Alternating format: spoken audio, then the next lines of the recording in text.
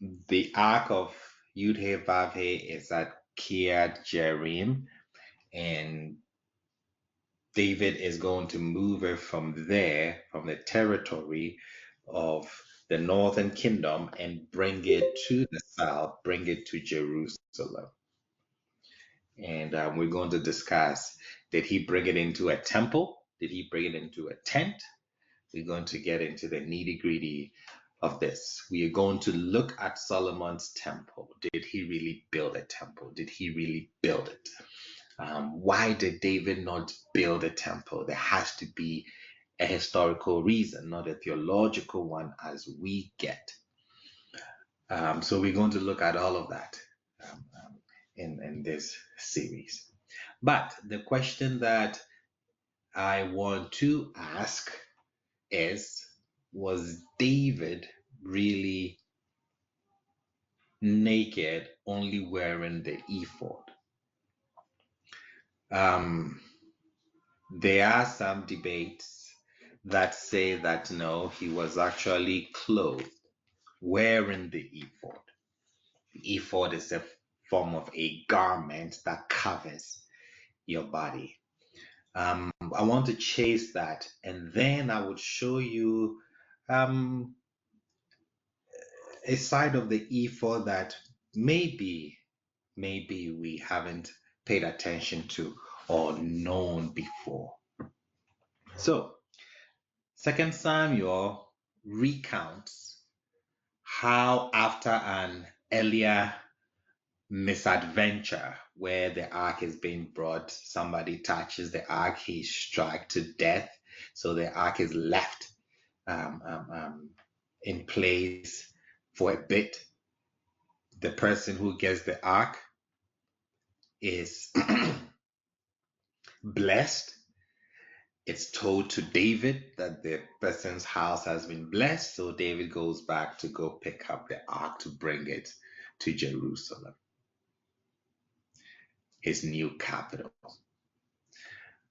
We read. Hopefully you can see my screen. If you cannot see it, no, you cannot see it. Resume. There we go. Okay, so we read.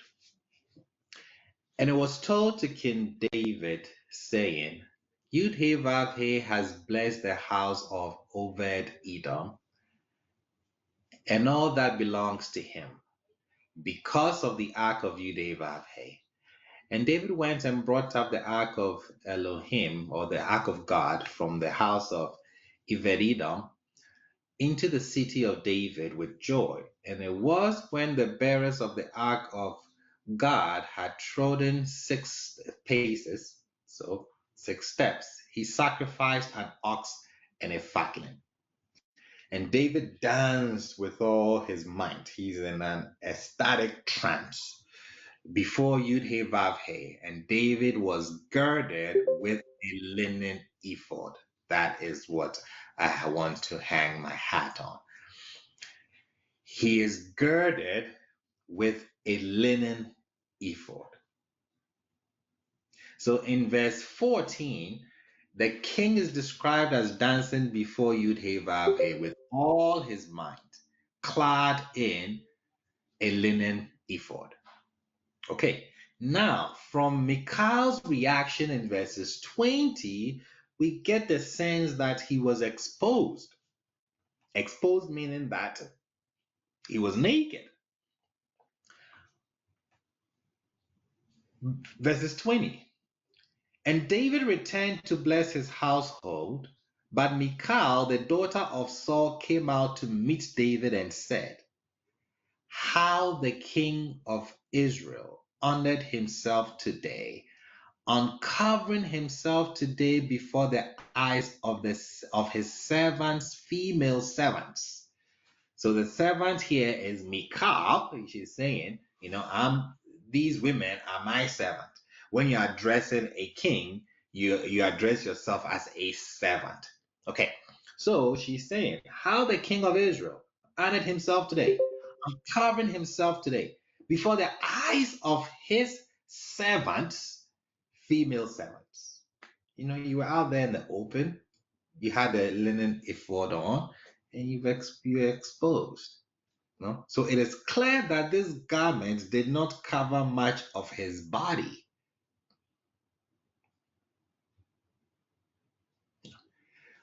We know from yesterday's video that David was engaged in a ritual dance, which may well have been intended to culminate in sexual union with Michal. Visit yesterday's video. Mr. H. Barden is asking, are the priests normally dressed as such? They may have pre-Deuteronomistic times. They may have. Usually we talk about pre-exilic. I think it's time we talk about pre-Deuteronomistic, before the Deuteronomistic writers came and cleaned things up. In the Deuteronomistic era, no, they actually had garments on. They were asked not to show their nakedness. And then they had the ephod, which was an outer garment. Okay. So this is what is happening here. David is naked, even though he's wearing an ephod. The argument is that the ephod is a kind of a robe that would cover him up if he wore it. And I am arguing that that is not actually the case. Those who make that case, they're trying to clean things up. And we want to stay as unbiased as possible. No dogma here. We're reading it as it is from the background of the ancient Near East, pre-Deuteronomistic authors. So, it has been customary to describe the linen ephod as a special priestly garment. It's a garment that goes all the way down, sometimes to your knees, or maybe covering your loins. But can this, in fact, be maintained? Let's see. We're going to read the narrative of instructions given, and then we all will determine whether the ephod is what they are claiming it to be. And I have some illustrations that would help us as we read along. Before we do that, are there any questions, please? Comments?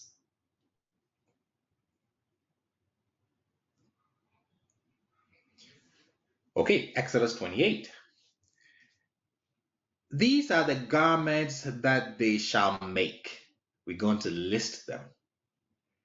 A breastplate, number 1.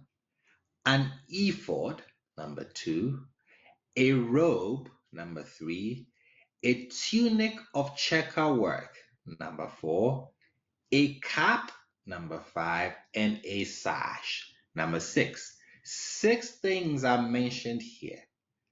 And the text is going to focus on the ephod first, bringing in the breastplate. So let's see. They shall make holy garments for your brother Aaron and for his sons to serve me as Kohanim. They shall take the gold, the blue, purple, and crimson wool, and the linen, and they shall make the ephod of gold, blue, purple, and crimson wool, and twisted fine linen, the work of a master weaver. So we are being told how to make the ephod. It shall have 2 connected shoulder straps at both its ends, and it shall be entirely connected.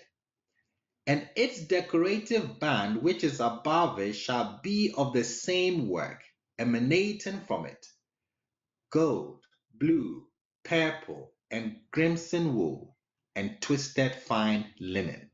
So, what we see here is that the ephod itself is made out of linen. So, when the text says a linen ephod, it's not talking about a garment, it's talking about what the ephod is made out of. Please put that in your spirit. Verses 9, and you shall take 2 onyx stones and engrave upon them the names of the sons of Israel, 6 of their names on one stone, and the names of the remaining 6 on the second stone, according to their births, similar to the work of an engraver of gems, similar to the engraving of a seal. You shall engrave the 2 stones with the names of the sons of Israel. You shall make them enclosed in gold settings. And you shall put the 2 stones upon the shoulder strap of the ephod. When you look at the illustration that you see, and you will see some stones on the shoulder of this guy standing there. You shall put the 2 stones upon the shoulder straps of the ephod as stones of remembrance for the sons of Israel. And Aaron shall carry their names before YHVH upon his 2 shoulders as a remembrance. Beautiful. You shall make settings of gold, and 2 chains of pure gold. You will make them attached to the edges after the manner of cables. If you look at the illustration, you would see it there. And you will place the cable chains upon the settings. You shall make a breastplate of judgment, the work of a master weaver. You shall make it like the work of the ephod, a gold, blue, purple, and crimson wool, and twisted fine linen. Shall you make it? It shall be square and doubled, its length 1 span, and its width 1 span. And you shall fill in it, and you shall fill into it stone fillings, 4 rows of stones, 1 row, odem, all these stones. 18, the second row, it gives all these stones. 19, the third row, it gives all these stones. And then 20, the fourth row, it gives all these stones. They shall be set in gold in their fillings. And the stone shall be for the names of the sons of Israel, 12, corresponding to their names, similar to the engravings of a seal. Everyone according to his name shall they be for the 12 tribes. So we see clearly what that means in the picture there. We're still talking about the ephod. Okay. 22, you shall make for the breastplate chains at the edges, a cable work of pure gold. You shall make for the breastplate 2 golden rings, and you shall place the 2 rings on the 2 ends of the breastplate. If you look at the illustration, you can see one of the rings. Okay, and you shall place the 2 golden cables on the 2 rings, that's 24, at the ends of the breastplate. And the 2 ends of the 2 cables you shall place upon the 2 settings, and these you shall place upon the shoulder straps of the ephod on its front part. So you see that, right? Okay, we are talking about the ephod. Look at the ephod carefully. You shall make 2 golden rings, and you shall place them on the 2 ends of the breastplate, on its edge that is towards the inner side of the ephod. And you shall make 2 golden rings and place them on the 2 shoulder straps of the ephod from below towards its front, adjacent to its seam, above the band of the ephod. It has a band. And they shall fasten the breastplate by its ring to the rings of the ephod with a blue cord. You see it right there. So that it may be upon the band of the ephod. And the breastplate will not move off the ephod. The picture explains it. Thus shall Aaron carry the names of the sons of Israel in the breastplate of judgment over his heart when he enters the holy, as a remembrance before YHVH at all times.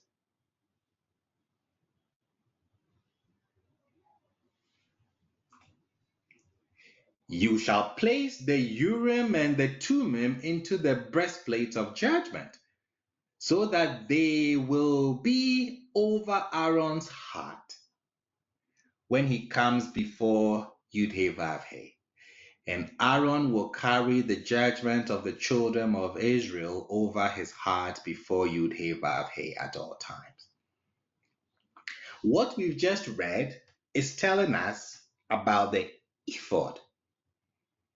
That is all it's telling us about. And you can clearly point out which one it is.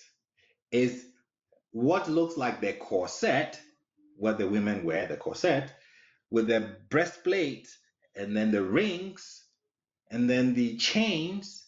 That is what the ephod is. Whoa, Rabbi, what about the blue thing that he's wearing? The text is now going to focus on that. And you shall make the robe of the ephod completely of blue wool. The ephod has a robe. The robe and the ephod, they are not the same thing. Not at all. Don't confuse the two. This Brother is where Basil, they get it wrong. Go ahead, Madam Cynthia. I'm confused. I just want to just get clear. I think I've been programmed, so I'm finding it hard to understand, like to just get through. So are you saying? So what was David wearing? He's wearing the thing on top of the blue thing. That's all Correct. he's wearing, Cynthia. If I'm hearing Rabbi correctly, he's wearing the item that is on top of the blue part of what we see. That also includes the shoulder pad looking things. They're Correct. attached to it with chains. So that's Correct. what it's saying he was wearing. So he's Yes. wearing what that picture is, with the white thing Okay, and the blue look, so thing. Cynthia, I'm gonna take it there. So you know how have you seen adult pictures where the men have on the like leather type situations and it's just like leather straps? Yes, yes, yes. Baby, that's what David had on, but it was an ephod.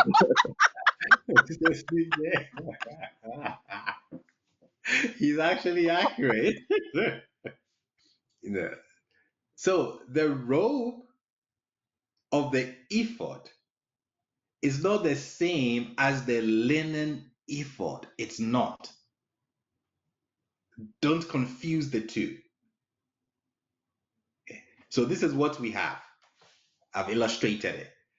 I am focusing on the ephod. When I say the ephod would have the onyx stone on it.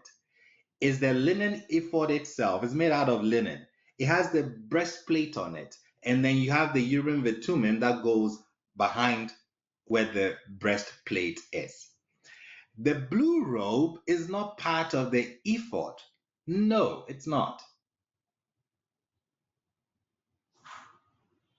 So when you take it off, you take off the ephod first, put it down, and then you can remove the blue robe. The ephod is not attached to the blue robe. They are two different things. So according to priestly sources, the ephod is a kind of corset worn by the priest over his clothing. When he wears that white linen that you see, and then the blue with the zizit, pomegranate and things, then he wears the ephod. So what you have here is a three-piece attire. When we say ephod, the blue robe is not part of it. It is not included. So when the text says David was wearing a linen ephod, he's wearing this corset looking thingy. and he's naked. So he's clothed with only the linen ephod. That is why Michal says what she says. Hey, Brother Basil. What he's doing, bringing the ark, it's a ritual that is happening. It's a fertility ritual. That's why he's doing that. The deity YHVH is seen also as a fertility deity, just as Baal. Why? They are both storm deities. This is why, like I said in the video yesterday, this is why Saul, we also know, so we have evidence of Saul also getting to a place of ecstasy like David, and he also derobes and he's naked in this ecstatic trance for 24 hours. So it's not new at all. It happened to Saul. It's happening to David here. We'll see the parallel as we go on. Awesome. Any questions here? So this is what is happening. When we talk about the ephod, this is it. It's not the blue robe. The fact that it says linen ephod doesn't mean that linen means that it's a long garment covering stuff. No. The linen ephod is what we just read. The text is now going to talk about the blue robe.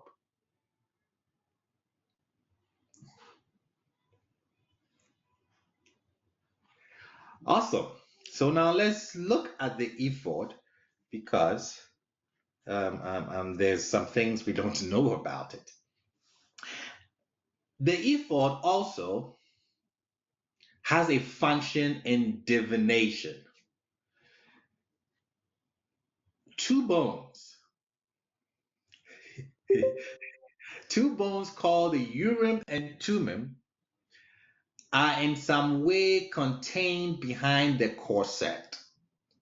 I'm calling it a corset because that's what will make it easy for someone to picture.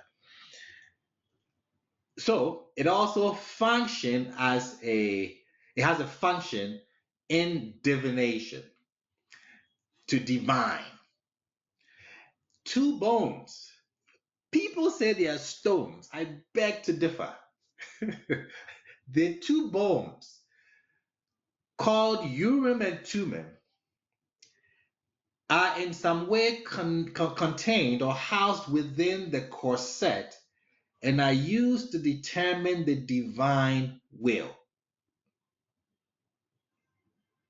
You take it and then you cast lots with it. You take the two stones, small stones, look at them like sizes of your pinky, maybe stone size like that, two small stones. Maybe they've put some jewelry on it, something like that, and then you use it to cast lots. These days they use cowries